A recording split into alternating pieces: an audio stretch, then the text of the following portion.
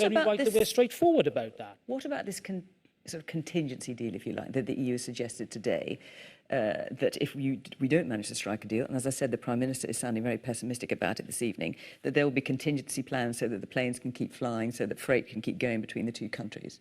Even leaving with a deal has consequences because it will affect our trade. How optimistic should we be feeling if you've got the Prime Minister saying, let's go for an Australia-style deal, that will be fine, and we've got the ex-Prime Minister of Australia saying, actually, it's not great, and I want to get in tonight. And before I go ahead to the next question, I want to mention that we are starting a new kind of audience next year, starting on the 7th of January. And that's until we can get back on the road again and have people here in the studio with us. I can't wait for that moment, but it might be some time.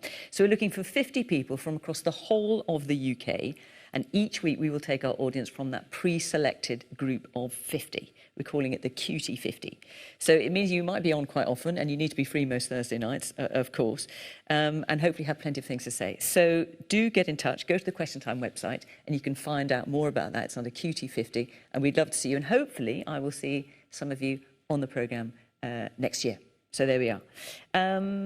Let's take our next question now, which is from Martin Beckwith-Brown. The COVID virus. COVID, who are still suffering long COVID symptoms. And let's not forget that women out of their homes on the same day. We have seen exactly... Well, it's rising in London. London was very badly hit. It's right. We cannot take our foot off. But Diane's point about, she thinks it's ridiculous that people are being allowed to get together at Christmas.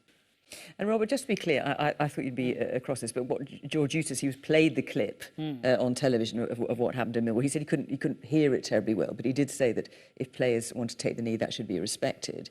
In terms of the question from Janine, though,